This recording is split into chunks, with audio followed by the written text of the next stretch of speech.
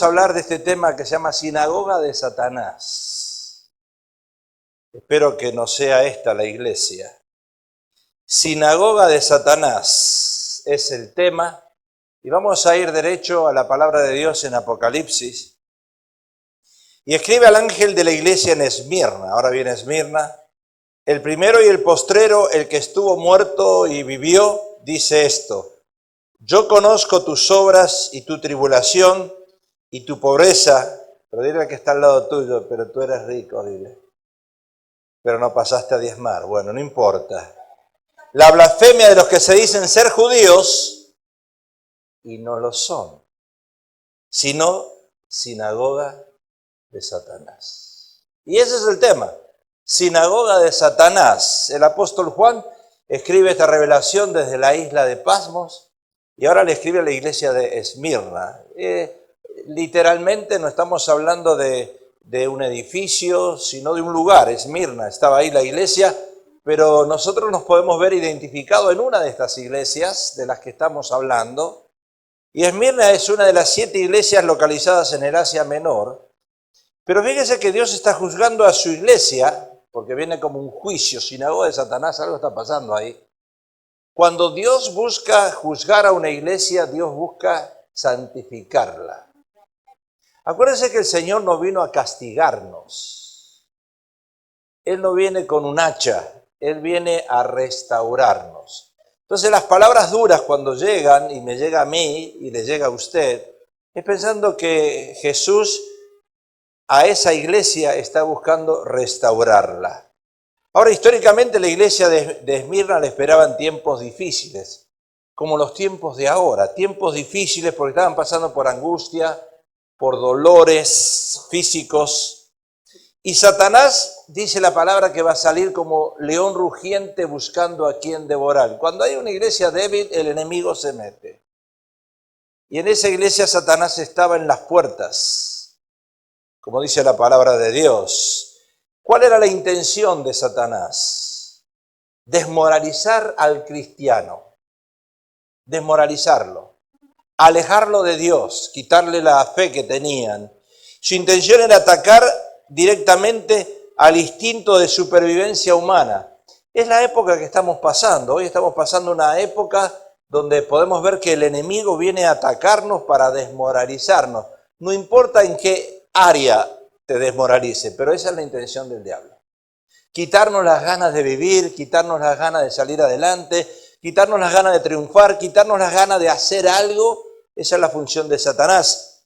Y trataría de exponer al cristiano como una fuente de dolor y no de felicidad. Hace años que no veo a los cristianos felices, que no nos vemos felices como en un tiempo. ¿Estoy diciendo algo incorrecto?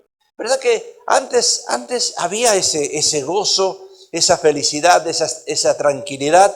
Pero hace años que personalmente yo me doy cuenta que la risa o el gozo o la alegría que el cristiano tenía años atrás ahora es algo ficticio, no es real. Como que la presencia de Dios no está en uno, como que Dios esperaba, como que uno esperaba algo de Dios y no llegó. El Metrolink no llegó nunca. Se paró en la otra estación porque hubo un accidente, pero no llegó a mi estación. Esmirna es palabra de origen griego, se deriva mirra. Y mirra a su vez es una palabra de origen semítico, en hebreo, cuya raíz significa amargo, la mirra. Usualmente olor a sabor persistente y desagradable, algo severo que causa molestia. Esa es Esmirna, algo amargo, una mirra. ¿La mirra qué es? Es una goma de resina que proviene de un árbol, el cual crece en Yemen, Etiopía y las regiones aledañas en el África. Allí crece esta mirra. Y el color de la mirra varía desde un rojo amarillento a un amarillo oscuro rojo. Su sabor es amargo. Es el sabor que uno tiene hoy en día, un sabor como amargo. Y la sustancia es astringente y actuando como un antiséptico y estimulante.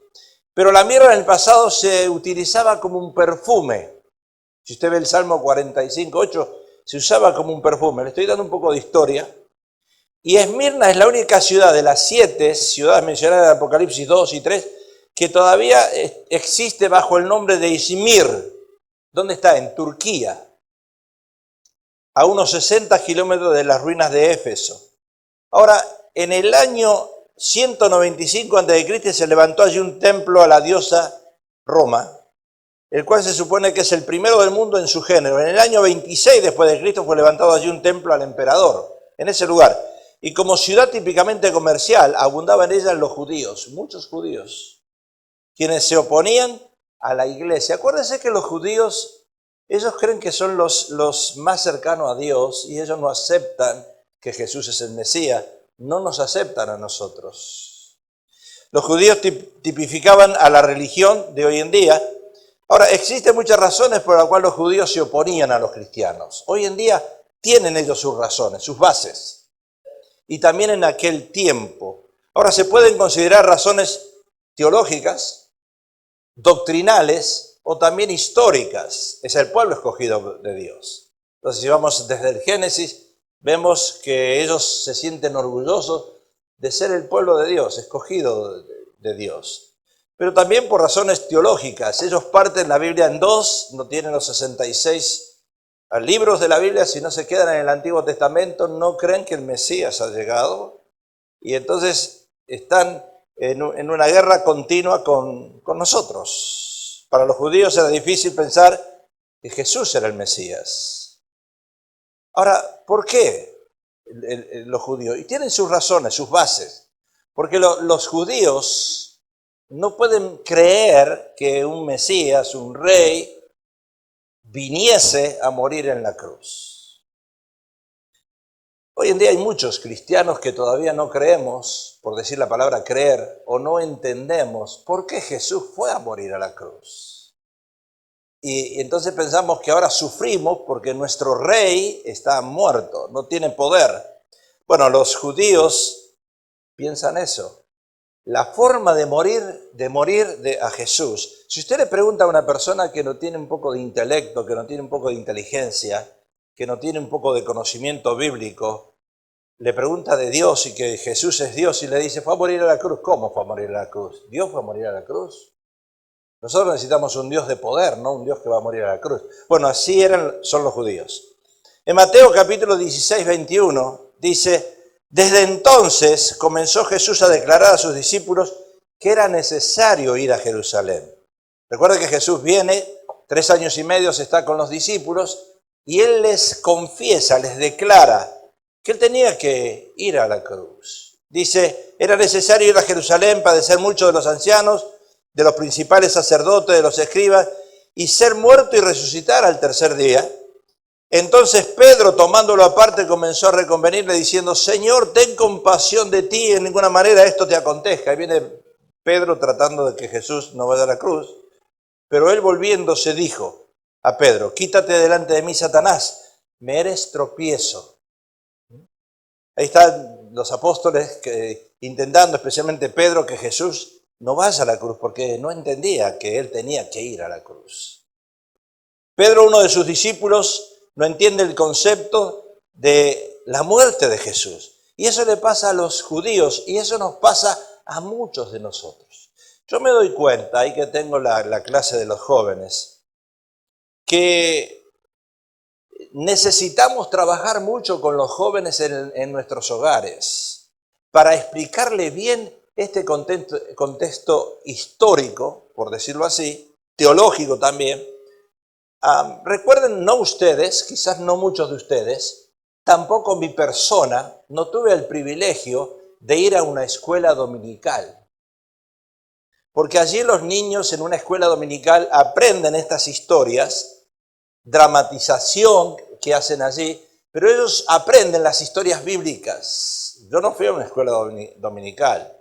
Me convertí siendo grande y tuve que aprender la palabra de Dios por mi propio medio. Pero si usted no tiene una escuela dominical en su casa con sus hijos, va a tener problemas. Sus hijos necesitan aprender Biblia.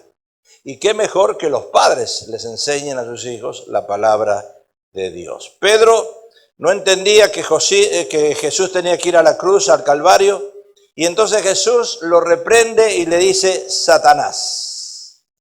Ahora, ¿cuántos cristianos, quitando a los judíos, hoy en día se preguntan, si Jesús es Dios, ¿por qué murió en la cruz? Entonces, ahí viene el dilema. Ahí viene por qué la iglesia enflaquece, ahí viene por qué la iglesia pierde la fe o se aparta de Dios. Porque el Dios que estamos acostumbrados nosotros es el Dios que le pedimos y recibimos. Sin embargo, la palabra dice que más bien aventurado es dar que recibir. Pero estamos esperando recibir de un Dios. Y muchas veces pensamos que ese Dios está muerto y no ha resucitado. Entonces, ¿por qué? Nos preguntamos el por qué. ¿Por qué Jesús murió? ¿Por qué Jesús fue a la cruz? ¿Por qué Él murió? ¿Y por qué realmente nosotros estamos atravesando ese tipo de tribulación? Por eso muchos le oran quizás a la Virgen. Parece ser que fuese mejor resultado orar a la Virgen y que uno tiene el resultado más rápido que orarle a Jesús, a Dios a través de Jesús. Porque la tradición dice que la Virgen fue elevada, está viva. Piensa que Jesús está muerto, entonces la Virgen está viva. Y por eso muchos religiosos le oran a la Virgen. El Papa Pío XII proclamó solemnemente el dogma ese, y le voy a explicar lo que es un dogma, de la asunción de la Virgen María. El Papa Pío XII, yo me acuerdo que yo iba a esa iglesia en Argentina, la iglesia Pío XII, allí era monaguillo en esa iglesia, cuando tenía 5, 6, 7 años, ahí estaba besándole las manos al sacerdote, de aquel tiempo se acostumbraba a besarle las manos a los sacerdotes. Se llamaba Pío XII, ¿por qué Pío XII? Por ese Papa. Y ese Papa proclama ese dogma. La Virgen María está viva. Vamos y le rezamos a ella, no a Jesús, porque cuando antes usted entraba a una iglesia católica, Jesús estaba allí muerto. Entonces, ¿cómo vamos a orarle o a rezar a un Jesús muerto cuando la Virgen María está viva? ¿Qué es un dogma? Es una creencia, es un credo. Es un elemento esencial del dogma de la Asunción. Enseña que la Virgen, al término de su vida en este mundo, fue llevada al cielo en cuerpo y alma, con todas las cualidades, dotes propias del alma de los bienaventurados, e igualmente con todas las cualidades propias de los cuerpos gloriosos. Y se trata pues de la glorificación de María en su alma y en su cuerpo. Tanto si la incorruptibilidad y la inmortalidad le hubiesen sobrevenido sin una muerte previa, como si le hubiesen sobrevenido después de la muerte mediante la resurrección. Ahora, hay varias razones para que ellos respaldan este dogma. Primero, por su inmaculada concepción. Fíjese usted, yo no estoy tratando de que usted ahora se convierta al catolicismo, cuidado. Estoy tratando de que usted y yo entendamos dónde nos vamos a ir con el mensaje y por qué muchos van y le rezan a la Virgen y no a Jesús. Inmaculada concepción, puesto que María por su inmaculada concepción estuvo exenta de todo pecado. Eso es lo que dice en él. Cuando el apóstol Pablo dice que no hay justo ni un uno. Entonces, ¿cómo puede ser que ella exenta de todo pecado? Es extraño. No quedaba sujeta a la ley de padecer la corrupción del sepulcro, castigo del pecado, ni por consiguiente tampoco tenía necesidad de esperar la redención de su cuerpo hasta el fin del mundo. ¡Wow! Segundo lugar, por su divina maternidad. Divina maternidad. ¡Wow! ¡Qué bárbaro! María, que fue la madre, es la madre de Jesús, y madre, dicen, madre de los hombres. Es lógico que la que es causa de vida y antídoto contra la muerte. Ella no permanece en el sepulcro, presa de la misma muerte. En tercer lugar, por su perpetua virginidad. Mire usted todas las cosas, todas las blasfemias que salen a la luz, que engañan a la gente, y la gente en vez de ir a Jesús, va a María. Y el pueblo judío, en vez de ir a Jesús, no cree que Jesús es el Mesías. O sea que estamos envueltos en contextos religiosos y en teologías intelectuales de hombres que no entienden bien o que no entienden bien el concepto de la palabra de Dios. perpetua virginidad, considerando que solo Jesús nació por obra del Espíritu Santo y que no tiene hermanos. O sea que María fue siempre virgen. ¡Wow! ¡Qué bárbaro! Ahora, esto dijimos que es un dogma, que es un dogmatismo, porque Pablo en aquel tiempo, el apóstol Pablo, peleaba en las iglesias por esos dogmas. Había muchos dogmas. Él tenía que luchar por eso. ¿Qué es un dogmatismo? Se refiere de un modo general a la tendencia de asumir ciertos principios o doctrinas de un modo absoluto y tajante, sin admitir cuestionamientos. Quiere decir que un dogma es lo que dijo el Papa Pío II en aquel tiempo, se estableció que eso así es. No me van a preguntar otra cosa o no me lo van a cambiar, así fue establecido y así lo vamos a creer. Llega el apóstol Pablo a la iglesia en Colosenses, la iglesia de Colosas, y estaba ese dogmatismo dando vuelta por todos lados, y entonces viene el apóstol Pablo y fíjese lo que dice, que eso nos toca a nosotros. Dice, Iglesia Majestad, mirad que nadie os engañe por medio de filosofías y huecas sutilezas según las tradiciones de los hombres, conforme a los rudimentos del mundo y no según Cristo, porque en él habita corporalmente toda la plenitud de la deidad. O sea que la herejía resultante llegó a ser conocida más tarde, esa herejía. Herejía es hablar algo que contradiga la palabra de Dios, es una herejía. Y esa herejía llegó a ser conocida más tarde con el nombre de gnosticismo. Por eso cuando una persona le habla a usted de la palabra de Dios y habla así en esa terminología que no bíblica, usted puede decirle, este es un gnóstico. Una persona que ha creído en una verdad que no fue realmente la verdad establecida o que la palabra de Dios dice. Ahora, para los judíos, la adoración a un Mesías crucificado era blasfemia, porque antes, ¿quién iba a una cruz? Era maldito el que iba a una cruz. ¿Cómo puede ser que Jesús, si es Dios, va a una cruz? Entonces, Él es maldito. Entonces, los judíos tienen su base. No puede ser el Hijo de Dios. Porque si era el Hijo de Dios, si es el Mesías, no va a ir a una cruz. Los que iban a la cruz eran malditos. El Antiguo Testamento dejaba establecido perfectamente que cualquiera que hubiese de ser colgado en un madero permanecía bajo maldición. Quiere decir que Jesús estaba bajo maldición. No podía ser Dios. Si usted lo piensa, y lo piensa con su intelecto y no en el espíritu, y lo discierne, usted va a decir, makes sense. Entonces, el pasaje que estamos nosotros hablando dice el primero y el postrero. Y escribe el ángel a la iglesia en Esmirna el primero y el postrero. Ahora, Juan en la isla de Pasmo recibe esto, el primero y el postrero. Y Jesús prefiere identificarse en esta carta como el primero y el último. El alfa y la omega. El primero y el último. ¡Wow! Interesante, ¿no? Jesús prefiere identificarse de esa manera. ¿Y por qué Jesús lo presenta de esa manera en Apocalipsis? Porque entonces ahí viene Satanás. Ahí entra Satanás que tratará de lograr su mismo objetivo. Y Satanás tiene un arma poderosa y muy sutil. ¿Cómo trabaja Satanás para tratar de confundirte y quitarte de la mente que Jesús es el primero y es el postrero? Es el alfa y la omega. Jesús es todo. Jesús es la Trinidad. Explíquele la Trinidad a alguien y no se la sabe definir. Son tres funciones diferentes en una sola persona. Entonces, Padre, Hijo y Espíritu Santo, y es Dios. Es como la lamparita, que tiene el hilo adentro y la electricidad, y cuando usted la enciende, vemos la luz. Bueno, son tres funciones, Padre, Hijo y Espíritu Santo. Entonces, Satanás viene a trabajar en tu mente, y empieza ahí, en la iglesia en Esmirna, a trabajar en la mente de la gente, como trabaja hoy en día en la mente de la gente, y trae angustia mental, confusión. Entonces, ¿qué estamos haciendo en esta iglesia? ¿Para qué creer en Jesús? Si Jesús está muerto, mejor nos vamos a otro lado, ¿verdad? Después trae temor, empieza a traer temor.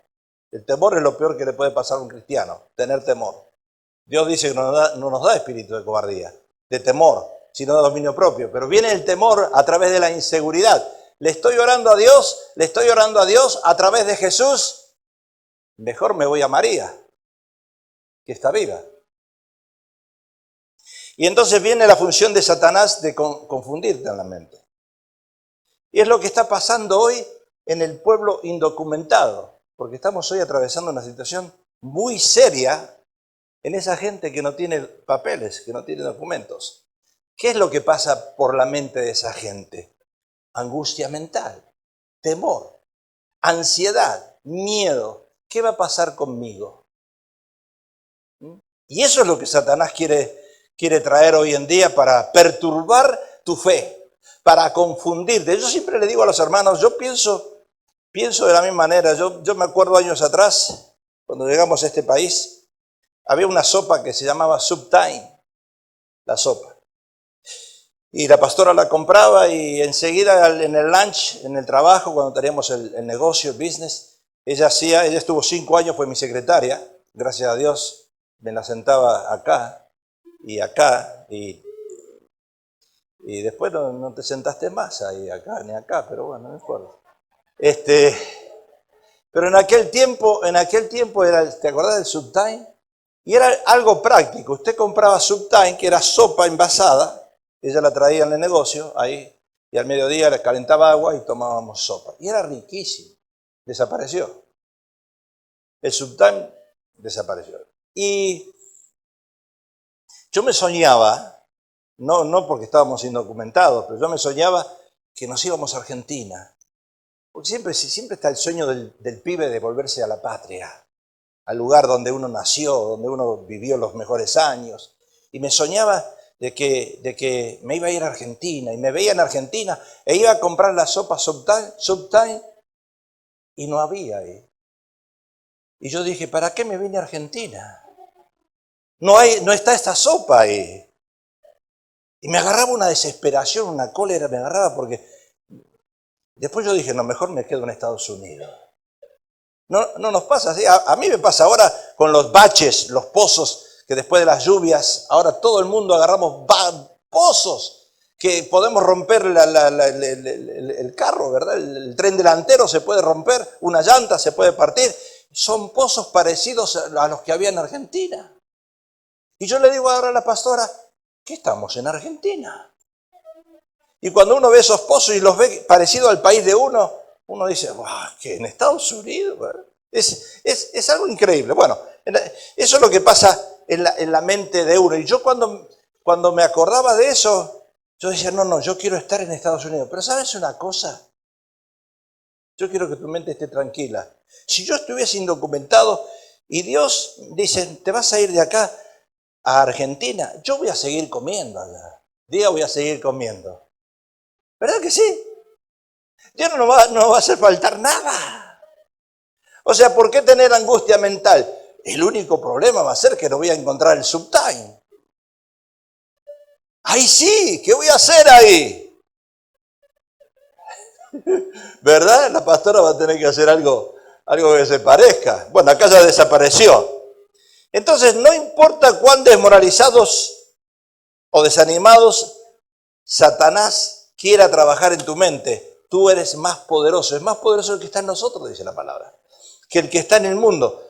Y también Jesús viene a brindarnos apoyo.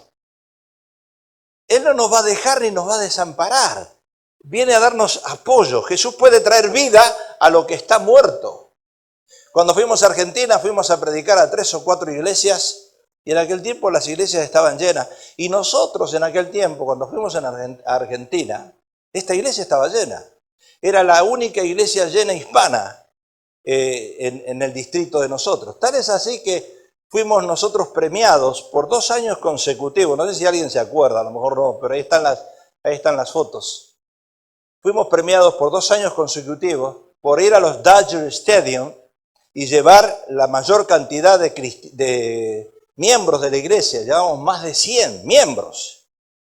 Teníamos 170 o 180 en aquel tiempo, pero se comprometieron más de 100 y llegamos a los Dodgers con el supervisor Don Long en aquel tiempo, el pastor Jim Todd y también el presidente Holland. Yo me acuerdo que me encontré con el presidente Holland en el elevador de ahí de los Dodgers, porque yo tuve que bajar al field. Era el pastor que tenía más gente en la iglesia, más hermanos en la iglesia. más membresía, el pastor hispano que tenía más membresía en aquel tiempo. Y tuvimos que tirar la pelota, el béisbol, ball, allí en los Dodgers. 2 años consecutivos.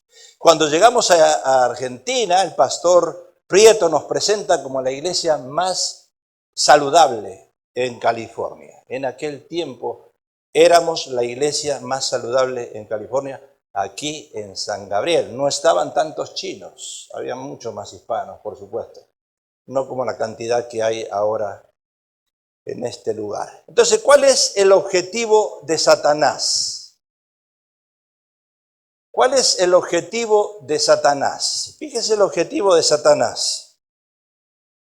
Por eso dice la palabra de Dios cuando estamos hablando de la iglesia de Esmirna y termina ahí diciendo sinagoga de Satanás. ¿Cuál era el objetivo en Esmirna de Satanás? Yo conozco tus obras y tu tribulación y tu pobreza. Pero le dice, pero tú eres rico. Y la blasfemia de los que se dicen ser judíos y no lo son. Pero mire, ahí usted va a ver un contraste, es una balanza eso. Acá tenemos en una balanza los verdaderos cristianos. Y acá tenemos los que dicen ser cristianos. Yo no sé dónde tú estás, yo no sé dónde tú te identificas. Pero ahí vemos una balanza. Los que se dicen ser judíos son los que se dicen ser cristianos, los religiosos, pero no lo son. Sino sinagoga de Satanás. ¿Quiénes son los sinagogas de Satanás? Los que dicen ser cristianos. ¿Quiénes son los que no reciben bendición? Los que dicen ser cristianos. Pero ¿quiénes son los que reciben la bendición? Cuando dice, tú eres rico, ¿quién? Yo conozco tus obras, tu tribulación, tu pobreza, conozco tu angustia, tus lágrimas, tu sufrimiento, pero tú eres rico, dice el Señor. ¿Quiénes son? Los verdaderos cristianos. Entonces cuando usted se encuentra con alguien que está pasando tribulación y está llorando y se está lamentando y se va al libro de lamentaciones y ahí se va como el endemoniado gadareno rascándose el cuerpo, lastimándose, ¡ay, pobre de mí! Esa persona hay que dudar. Pues dice la palabra de Dios que el verdadero cristiano, escuche, va a pasar tribulaciones. Va a haber momentos de pobrezas espirituales y también económicas. Pero dice, en el fondo es rico. Ya uno sabe dónde va a ir. Ya uno sabe con quién va a estar. Ya uno conoce su futuro. Fíjese la diferencia. Los que dicen ser judíos, los que dicen ser cristianos, no. O sea, que Satanás con esa gente trabaja con ciertos objetivos. Ahí está la mente de Satanás. Él sabe con quién trabajar. Él sabe a quién va a hacer tambalear. Él sabe al que va a hacer alejar de la palabra de Dios. Y el que va a decir, no, yo no voy a ir más a esta iglesia, me voy a volver a la iglesia católica y le voy a rezar a la Virgen María. Satanás con esa gente trabaja con esos objetivos. En primer lugar, fíjese lo que hace. Nos empuja a pensar que uno es el responsable de la prueba que está pasando en el presente.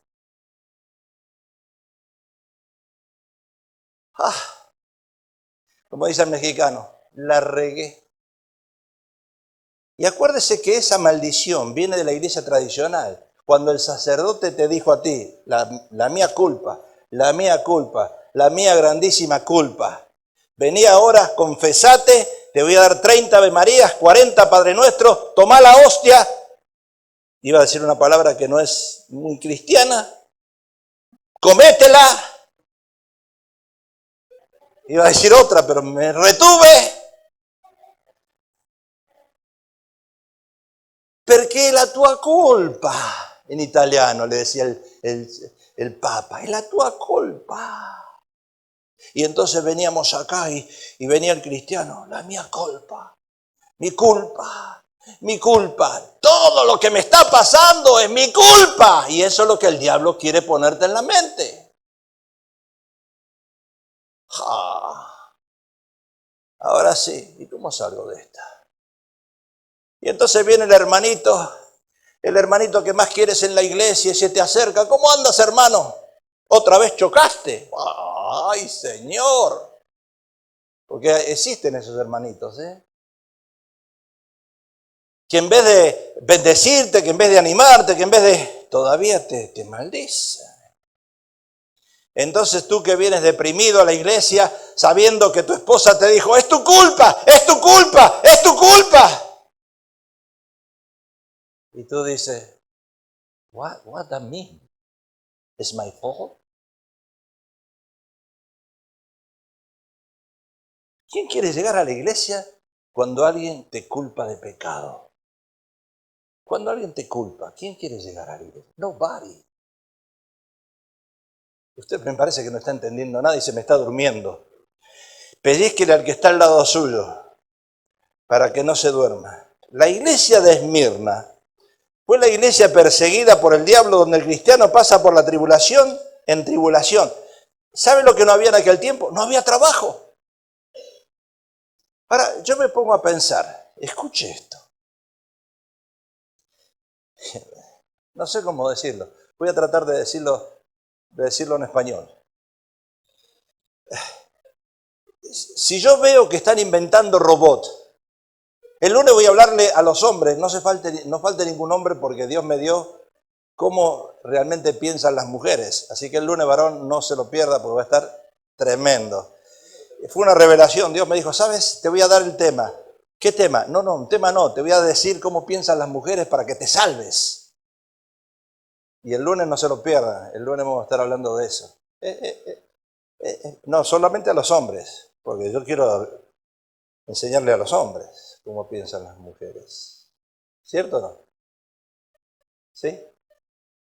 Entonces, si viene y si están inventando un robot que va a cortar el zacate, ¿qué hago yo si soy jardinero? Porque en aquel tiempo no había trabajo.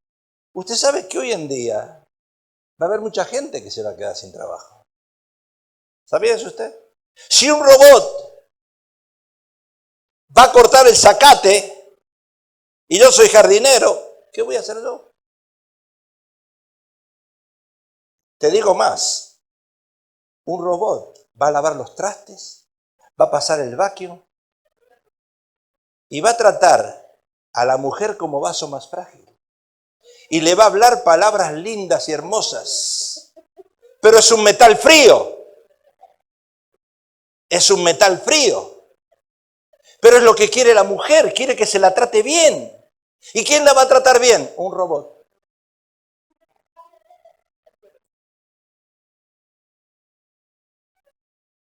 Ahora, si antes no había trabajo en Esmirna, ahora también está faltando trabajo. ¿Sabe? Usted va a Los Ángeles. El hombre que después de los 40 años no triunfó en su business, déjeme darle una mala noticia.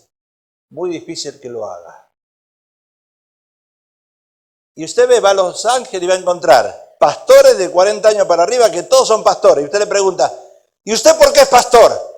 Es que Dios me llamó al ministerio. Mentira del diablo. Se quedó sin trabajo. Esa es la realidad.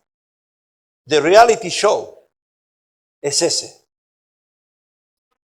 ¿Qué vamos a hacer si no va a haber trabajo? Ahora, no solamente faltaba el trabajo, había pobreza material. No había recursos. Este hombre, escuche, que este hombre que entró en la presidencia es un Salomón. Yo voy a hablar el domingo, no se pierda el mensaje del domingo, que espero que Dios me dé vida, si no me matan antes. Como hoy alguien sacó una ametralladora y le tiró a alguien así, lo mató, a lo mejor me pegan a mí mañana.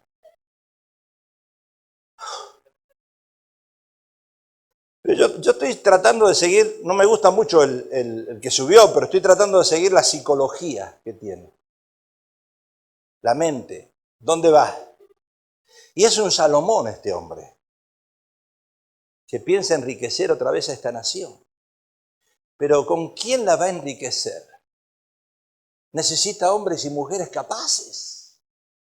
No esos hombres y mujeres que salen por allí con bandera diciendo, ¡ay, yo quiero que me aumentes el sueldo! ¿Y qué sabes hacer tú? No sé hacer nada.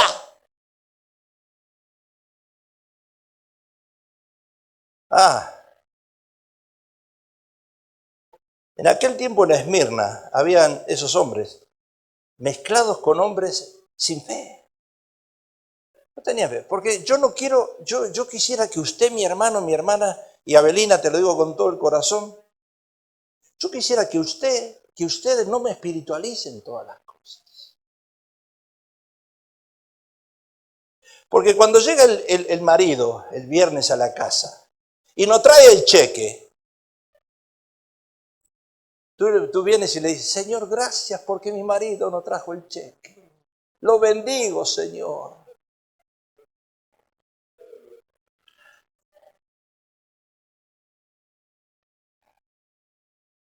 Mirá las mujeres cómo se ríen. Ninguna, hermana Juanita, ¿qué dices tú? La regó peor. Habló y la regó peor. Bueno, recuerde que Esmirna significa mirra amarga.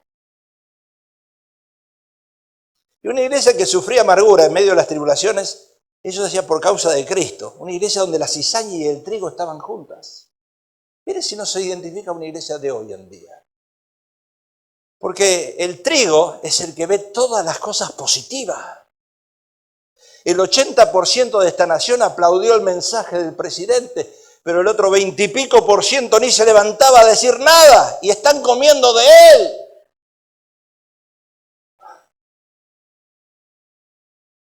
Usted no agarró el mensaje, no importa. ¿Qué pasó con los amigos de Job? Cuando Job estaba pasando tribulación, venían a él y en vez de animarlo, lo culpaban. Le decían de todo y eran 3. Lo culpaban a él por la desgracia económica, social e intelectual que él pasó. Hoy salió en el noticiero que un hombre de 35 años se divorció de la esposa y no quiso aceptar las condiciones que llevaba ese divorcio. Fue e incendió la casa.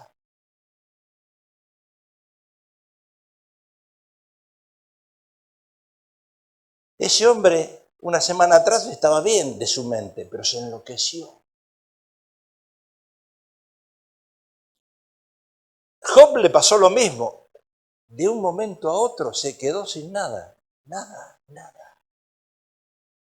Y venían esos amigos y en vez de animarlos y en vez de decirle la verdad, lo culpaban por la desgracia que estaba pasando. Y acuérdese que cuando uno culpa a alguien, escuche, nosotros tenemos que ser no religiosos, tenemos que ser cristianos. Y cristiano es un seguidor de la verdad. Y cuando uno culpa a alguien, sabe que el que culpa es el diablo.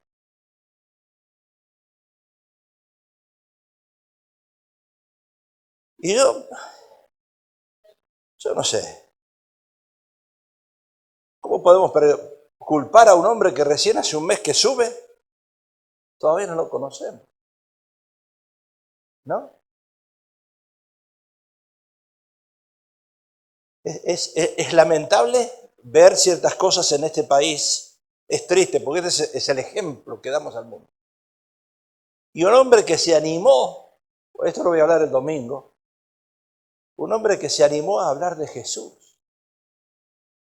Y un hombre que se animó y se arriesgó a hablar de la Biblia cuando sabemos que hay ateos que lo condenan, que no quieren que hable de eso. Yo no estoy diciendo que es cristiano. Estos amigos de Job decían que lo que le pasó a Job fue producto de una relación defectuosa que él tenía con Dios. Porque así es la gente. Cuando uno te va mal, siempre te va a poner el dedo. Te va a decir, tu relación con el Señor seguro que era mala. No orabas, no ibas a la iglesia, no diezmabas, no te sujetabas. Y no necesariamente pasa eso. Por eso decía sinagoga de Satanás, la iglesia en Esmirna. ¿Y cuántas personas piensan lo mismo cuando algo te va mal? Igual.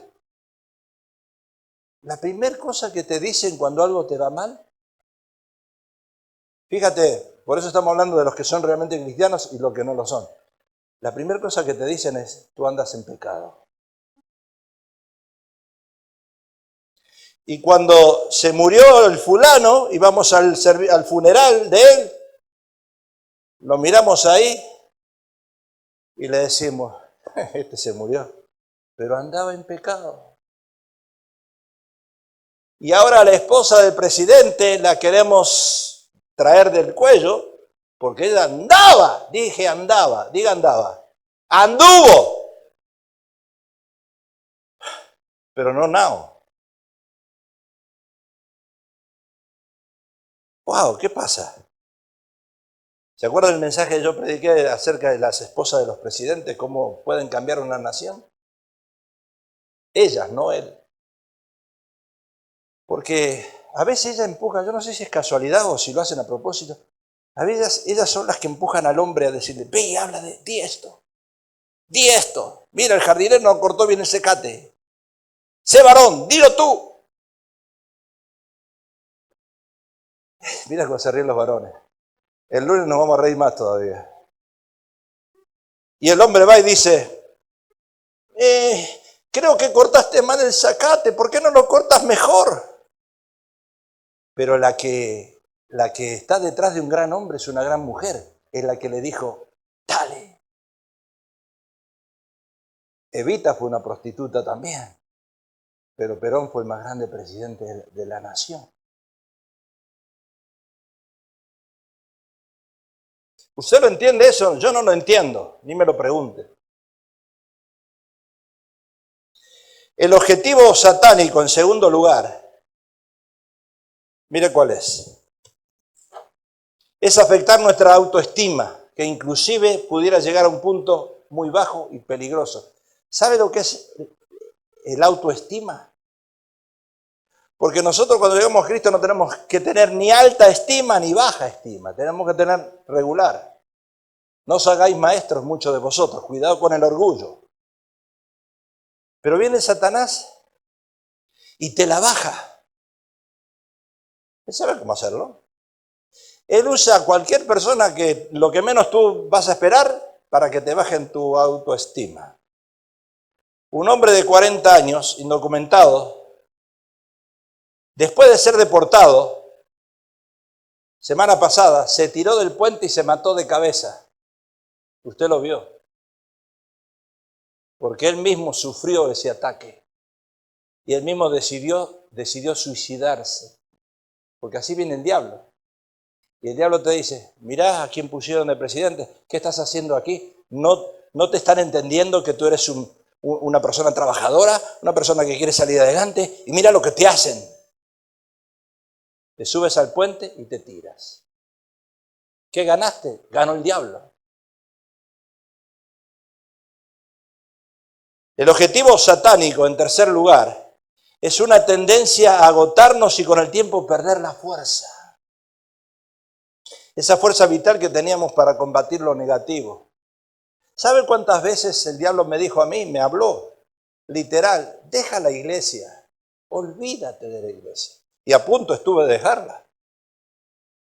A punto. Yo no sé por qué Dios no permitió que la dejara. No sé por qué. Todavía no lo entiendo. Pero acá estoy. Porque así viene como trabaja el diablo. Te cansa. Y llega un momento que me decía un hermano tiempo atrás, una vez fuimos a predicar a una iglesia en Los Ángeles, una iglesia que todos los miembros son de Guatemala, la iglesia Canjobal. Son todos de Guatemala. ¿Quiénes son de Guatemala aquí? La iglesia Canjobal es una iglesia que está metida en un ejido allá en Guatemala.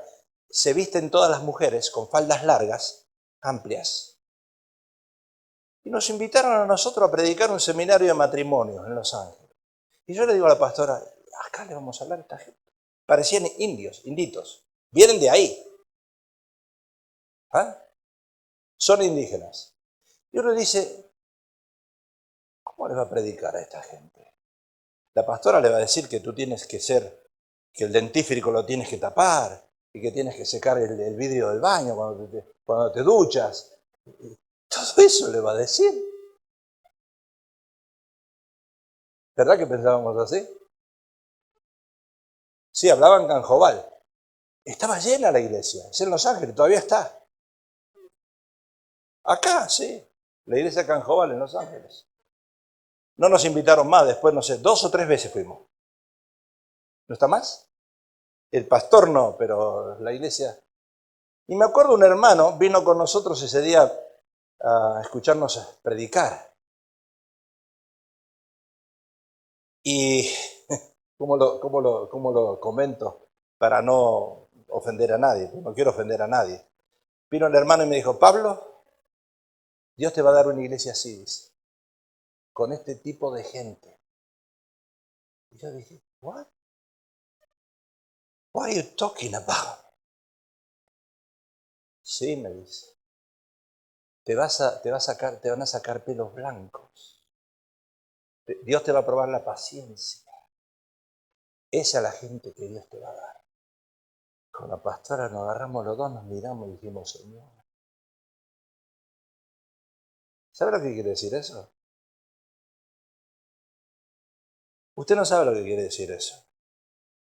Cuando usted predica que un líder no nace y se hace, usted está preparando acá líderes que lo ayuden a uno a salir adelante. Y cuando usted no tiene esos líderes, yo me acuerdo, Señor, ¿será que lo de la iglesia Canjobal es verdad?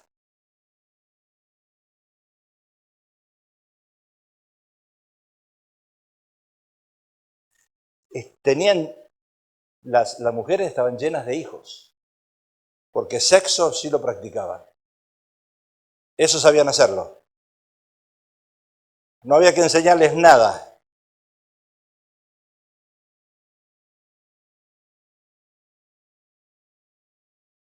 El profeta Elías no pudo soportar la persecución de Jezabel y se escondió detrás de un enebro. ¿Y sabe qué hizo? Pidió morir. Hace 27 años que estamos aquí y la iglesia todavía no está full, llena, repleta.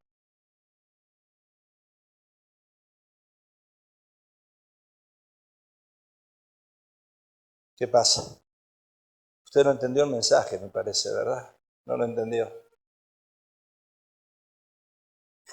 En cuarto lugar, angustiarnos al pensar que podríamos ser hallados infieles. Esa es la función de Satanás. Y ese estado de tensión puede acarrear desgaste físico, psicológico y mental. Puede inclusive acarrear una fuerte prematura o estado de depresión constante. ¿Sabe lo que hace el diablo? Te remarca todo el tiempo. No eres salvo, perdiste la salvación. Perdiste la salvación. Porque cuando alguien te culpa, yo me voy para acá, pero tú me estás enfocando para este lado. No quiero que me enfoques para este lado. Cuando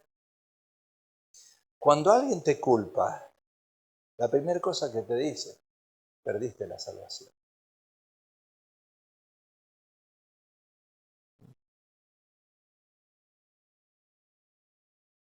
Y nosotros, esta semana estuve reunido con el supervisor del distrito hispano y me dice, Pablo, dice, una de la doctrina que nosotros creemos es que la salvación se pierde, pero tú sabes, me dice, es 50-50. Y yo le dije, yeah, I know, yo sé. Yo sé que es 50-50. Lo sé. Pero si nosotros no decíamos en la facultad de teología cuando nos graduamos que la salvación se pierde, no aprobábamos. Teníamos que decirlo, aunque es 50-50. Porque las dos cosas, otra vez, ponemos en la balanza las dos cosas y las dos cosas tienen fuerza. Pero ahí está tu manera de interpretar la Biblia para qué lado te mueves. Entonces el diablo te dice, perdiste la salvación. Ahora, en la iglesia de Esmirna, y termino, en 45 minutos termino. ¿Qué pasó? Nadie dijo amén. Fíjese que la iglesia de Esmirna, termino con esto, que es lindo. Los pobres eran ricos con Cristo. Yo conozco tus obras, tu tribulación, tu pobreza, pero tú eres rico y la blasfemia de los que se dicen ser judíos y no lo son, sino sinagoga de Satanás. Esmirna, Izmir, en Turquía. ¿Qué había en Esmirna? Estaba el templo de Zeus, estaba el templo del dios griego, el templo de Cibeles, la diosa de la naturaleza.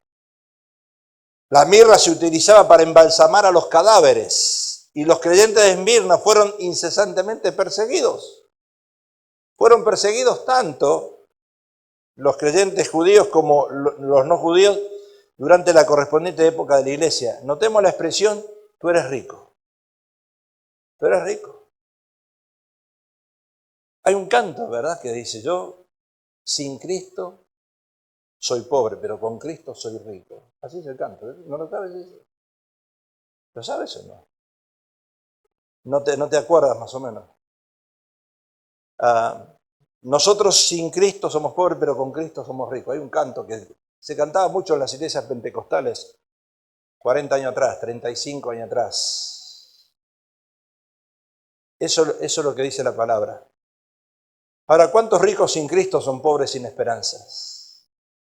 Porque ¿de qué sirve que este hombre que es rico y presidente de una nación, multimillonario, no tenga a Cristo? No sirve para nada. Y eso es lo que está tratando de decir Juan en la isla de Pasmo. Hay magnates, artistas y herederos que lo tienen todo para ser felices, excepto la felicidad, no la tienen. Porque ellos son felices cuando se drogan nada más. Me parece que, hermano Víctor, vamos a poner marihuana para que tengamos una iglesia feliz, happy. Como yo siempre le digo a la pastora, algún día esta iglesia va a ser como la iglesia de los morenitos. ¿Vieron la iglesia de los morenitos? ¿Nunca fuiste? ¿No la viste en la televisión? ¿Nunca vieron una iglesia de los morenitos? Vaya a una iglesia donde están los morenitos y dígame si usted va a encontrar uno triste. Ellos saltan y se gozan y todos hablan en lengua y todos tremendos. Pero sin marihuana, ¿eh?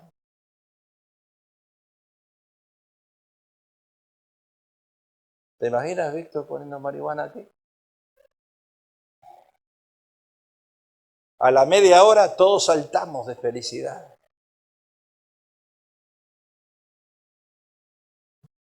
Esta gente rica, aunque vivan acompañados de mansiones flamantes, coches o trajes de alta costura, siempre van a ser pobres. Y la historia demuestra que los millonarios suelen ir acompañados de un vacío en la vida, un vacío que nada ni nadie los abandona. El año pasado el jugador Ronaldo se acostó con 13 mujeres diferentes, ¿verdad? Tiene 45 carros de lujos, todos caros. Hoy mostraron un pasaje ahí que iba con una chica, no sé quién era, pero cruzó la luz roja, porque él se cree, tiene un orgullo bárbaro, que la luz roja él la puede pasar. Y lo filmaron justo cruzando la luz roja. Pero el año pasado tuvo 13 mujeres, pero adentro está vacío.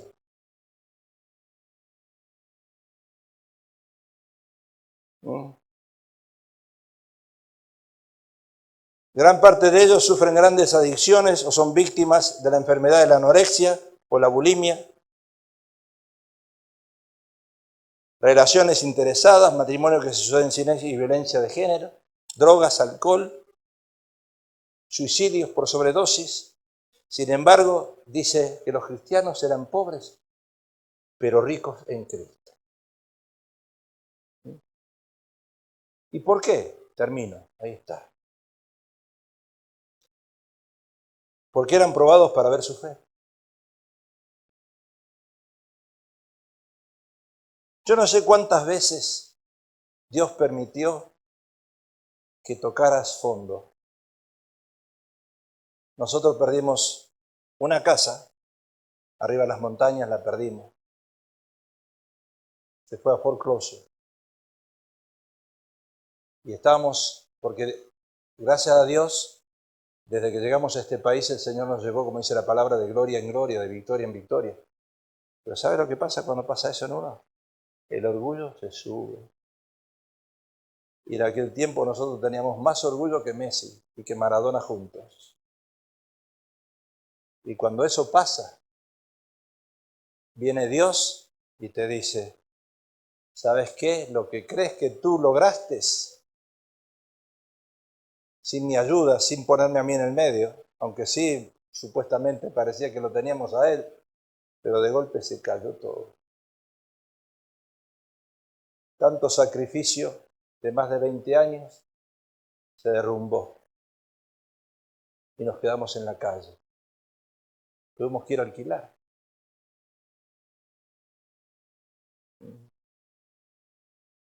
Después, el Señor viene a darnos una mano.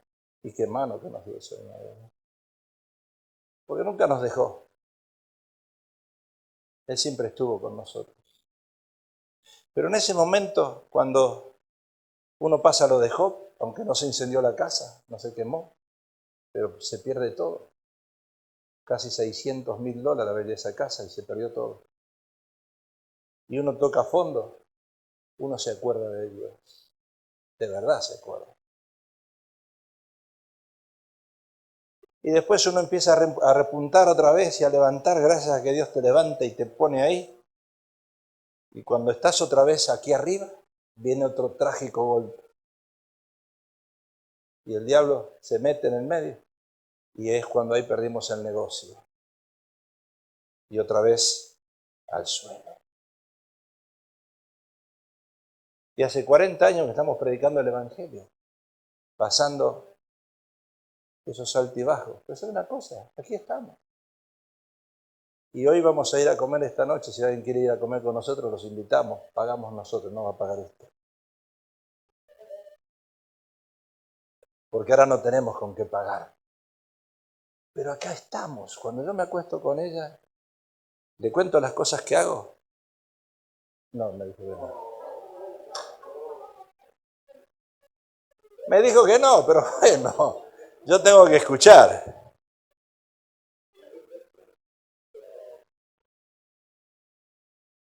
A pesar de, lo más importante es que él y yo estemos juntos.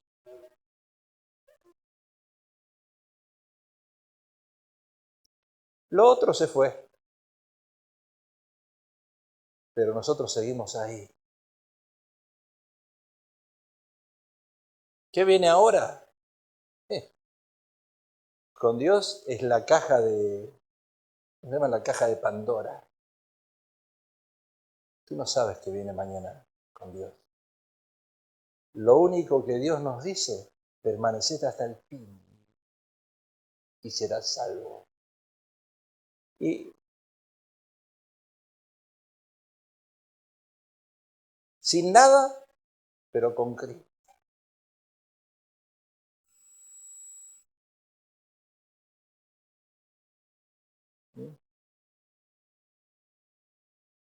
Eso es lo que dice ahí, Apocalipsis. No tienes que, no temas en nada lo que vas a padecer. He aquí el diablo echará a algunos de vosotros a la cárcel para que seáis probados y tendréis tribulación por 10 días. Y esos 10 días no me da el tiempo para explicar, pero no es la intención de 10 días literales. No sé cuántos días. Pueden ser años.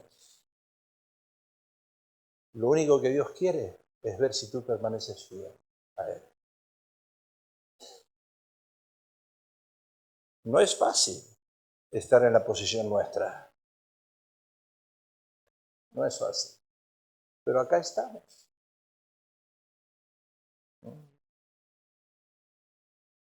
Tú tienes que tomar una decisión en tu vida. ¿En qué iglesia estás? ¿Dónde estás parado? ¿Estás en la iglesia de Esmirna?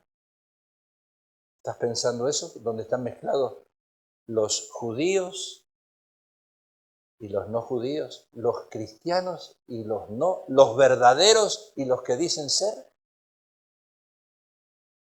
Porque los que dicen ser cristianos son los que te vienen a acusar, a juzgar, a echarte piedra. Esa es la cizaña. El trigo es lo que a pesar de las tribulaciones, pruebas difíciles, todavía permanece en pie. Cierra tus ojitos.